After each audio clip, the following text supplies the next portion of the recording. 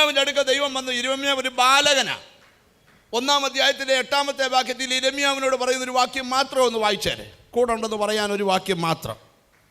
നീ അവരെ ഭയപ്പെടരുത്, നിന്നെ വിടുവിക്കേണ്ടതിന് ഞാൻ നിന്നോട് കൂടെ ഉണ്ടെന്ന് യഹോവയുടെ അരുളപ്പാട്. അത് അടുത്തിരിക്കുന്ന ആളിൽ നിന്ന് കൈ കൊടുത്ത് വെച്ച് പറ, നിന്നെ വിടുവിക്കാൻ ഞാൻ നിന്റെ കൂടെ ഉണ്ട്. ഇങ്ങോട്ട് ഞാൻ ഇപ്പം ആരും കണ്ണടച്ച് പ്രാർത്ഥിച്ചുകൊണ്ടൊന്നും ഇരിക്കരുത്. കണ്ണ് തുറന്ന് എൻ്റെ മുഖത്ത് നോക്കിയിരിക്കണം. നിങ്ങൾ ശ്രദ്ധിച്ച് കേൾക്കണം. ഞാൻ വലിയൊരു കാര്യം പറയാം. കർത്താവ് നിന്റെ കൂടെ ഉണ്ട്. എന്തിനാ? നിന്നെ വിടുവിക്കേണ്ടതിന്. ഒരിക്കൽ വിടുതൽ കണ്ട രാജാവ് ചോദിച്ചൊരു ചോദ്യമുണ്ട്, ഈ വിധത്തിൽ വിടുവിക്കുന്നൊരു ദൈവം ഉണ്ടോ എന്ന് പറഞ്ഞ ആമി. നിന്റെ കുടുംബത്തിൽ ആരും വിടുവിക്കപ്പെടാത്ത റേഞ്ചിലേക്ക് നിന്നെ വിടുതലിലേക്ക് കൊണ്ടുപോകാൻ ദൈവത്തിന് ആഗ്രഹമുണ്ട്. നിന്റെ വീട്ടിൽ ആർക്കും നടക്കാത്ത വിടുതൽ ഇന്നത്തെ പ്രാർത്ഥനയിൽ നിനക്ക് നടക്കണം. നിങ്ങൾ ഇച്ചിരിയുടെ ഗഹനമായിട്ട് ഈ ദൂതിലേക്ക് വന്നേ. അപ്പം കർത്താവ് പറഞ്ഞിട്ട് ഗിദെയോന്റെ അടുക്കൽ വന്ന്, അല്ലയോ പരാക്രമശാലിയെ യഹോവ, നിങ്ങൾക്കറിയാവുന്ന വാക്യമുണ്ട്, യഹോവ നിന്റെ കൂടെ. അപ്പം അവൻ ചോദിച്ചു, യഹോവ കൂടെ ഉണ്ടെങ്കിൽ ഞങ്ങളുടെ പിതാക്കന്മാർ പറഞ്ഞ ഈ അത്ഭുതം എന്തുവാ? ആ വാക്യം കൂടെ ന്യായാധിപന്മാരുടെ പുസ്തകം 6-ാം അധ്യായം 12-ാം വാക്യം. യഹോവയുടെ ദൂതൻ അവന് പ്രത്യക്ഷനായി, അല്ലയോ പരാക്രമശാലിയെ, യഹോവ നിന്നോട് കൂടെ ഉണ്ടെന്ന് അവനോട് പറഞ്ഞു. ദൈവം നിന്റെ കൂടെ ഉണ്ടെന്ന് പറഞ്ഞു. ഗിദെയോൻ അവനോട്, അയ്യോ യജമാനനെ, യഹോവ നമ്മോട് കൂടെ ഉണ്ടെങ്കിൽ നമുക്കിതൊക്കെ ഭവിക്കുന്നത് എന്ത്? നമ്മുടെ ഒരു ചോദ്യം ഇതാ. ദൈവം കൂടെ ഉണ്ട്, ഞങ്ങൾ ഇതല്ലേ എന്തിനാ അനുഭവിക്കുന്നത്? ചിലർ ദൈവത്തെ വിളിക്കുന്ന ഒരു ഈസി ഗോയിങ്ങിന് വേണ്ടിയാ. അങ്ങനല്ല. ദൈവം കൂടെ ഉണ്ടെങ്കിൽ ഞങ്ങൾക്ക് എന്താ ഇത് വരുന്നേ? അവിടെ വേറൊരു വാക്യം കൂടെ പറയുന്നുണ്ട്, ഞങ്ങളുടെ പിതാക്കന്മാരുടെ അത്ഭുതങ്ങള്. യഹോവ നമ്മെ മിസ്രൈമിൽ നിന്ന് കൊണ്ടുവന്നു എന്ന് നമ്മുടെ പിതാക്കന്മാർ നമ്മോട് അറിയിച്ചിട്ടുള്ള അവന്റെ അത്ഭുതങ്ങളൊക്കെ എവിടെ?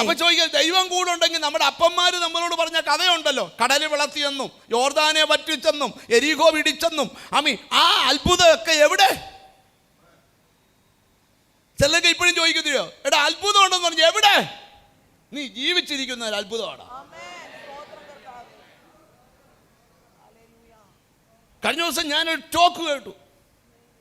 അദ്ദേഹം മനുഷ്യ ശരീരത്തിലെ രക്തക്കുഴലുകളും മനുഷ്യ ശരീരത്തിലെ ചെറുതും വലുതുമായ അസ്ഥികൾ ഒന്നിച്ചു നിരത്തി വെച്ചാൽ 100 മൈൽ സ്പീഡിൽ ഒരു വണ്ടി 10 മണിക്കൂർ ഓടിയാൽ ഇതിൻ്റെ അങ്ങേയറ്റത്ത് എത്തുകയില്ല.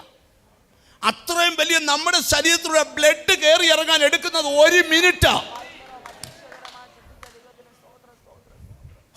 എത്ര ഭയങ്കര മിഷനാണ് നിന്റെ അകത്ത് സെറ്റ് ചെയ്തേക്കുന്നത്. അതുകൊണ്ട് ബൈബിളിൽ പദമില്ലാഞ്ഞൊരു പദം എടുത്തു പറഞ്ഞു, അവൻ നിന്നെ ഭയങ്കരവും അതിശയകരമായി സൃഷ്ടിച്ചിരിക്കുകയാൽ. തിരിച്ചറിഞ്ഞൊരു സ്തോത്രം ചെയ്തു. നമ്മുടെ ശരീരത്തിലെ അവയവത്തിനെയൊക്കെ പേരറിനെ ആശുപത്രി ചെന്നാൽ മതി. പണ്ടോർക്കുന്നുണ്ടോ? വണ്ടിതൊന്നുമില്ല, എല്ലാത്തിനും ഒരു ഡോക്ടറായിരുന്നു. തലവേദന അതിനും പുള്ളിയാ, ഹാർട്ട് അറ്റാക്ക് അതിനും പുള്ളിയാ, കഴുത്ത് വേദന അതിനും പുള്ളിയാ, കൈയൊടിഞ്ഞു അതിനും പുള്ളിയാ, അല്ലയോ? അതിനൊക്കെ പുറകിൽ ഞങ്ങളുടെ അവിടെ ഒരു വൈദ്യനുണ്ടായിരുന്നു. പുള്ളി ഒരു വലിയ ചെമ്പ് നിറച്ച് മരുന്ന് കലക്കി ഇട്ടേക്കുക, ചുവന്ന മരുന്ന്, കുപ്പിയും കൊണ്ട് എന്നോണം. എൻ്റെയൊക്കെ കുഞ്ഞു പ്രായത്തിലാണ് പറയുന്നത്. പനി എന്നാലും ചുവന്ന മരുന്ന്, നെഞ്ചിനകത്ത് വേന എന്നാലും ചുവന്ന മരുന്ന്. തോന്നിയാമല മണ്ണിൽ വൈദ്യനെന്നാണ് അറിയപ്പെടുന്നത്. അവിടെ ചെന്നാൽ എല്ലാത്തിനും ചുവന്ന മരുന്നാണ്. സ്തോത്രം. ഭയങ്കര വൊമിറ്റിങ്, ചുവന്ന മരുന്ന്. പക്ഷേ അത് കുടിച്ചാൽ മാറും. ഇപ്പം എന്നാ കുടിച്ചിട്ടും പോട്ടെ, ഞാൻ വലിയ കാര്യത്തിലോട്ട് വരിക.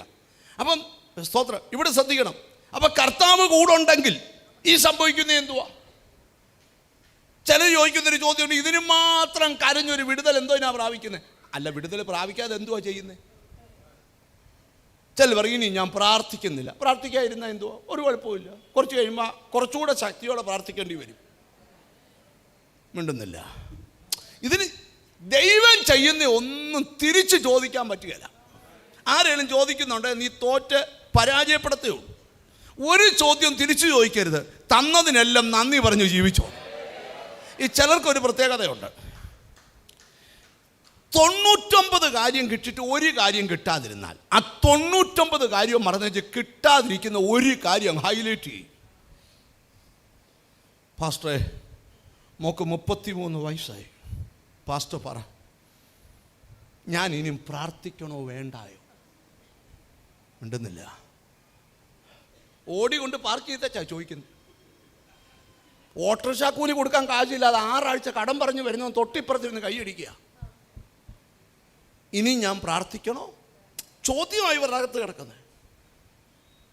ശ്രദ്ധിച്ച് കേൾക്കണം. ഞാനൊരു ബിസിനസ് പരാജയപ്പെട്ടു, എനിക്ക് ആരോഗ്യത്തിന് ഒരു പ്രശ്നമില്ല, ഇനി ഞാൻ പ്രാർത്ഥിക്കണോ വേണ്ടായോ? 5 ബൈപ്പാസ് കഴിഞ്ഞവൻ ചോദിക്കുക, സ്തോത്രം, എനിക്ക് പണത്തിന് പ്രശ്നമില്ല, എൻ്റെ ഈ അവയവം ഇത്ര കേടായ ഒരു ശരീരമാണ് എനിക്ക് തന്നെ, ഞാൻ ഇനിയും പ്രാർത്ഥിക്കണം.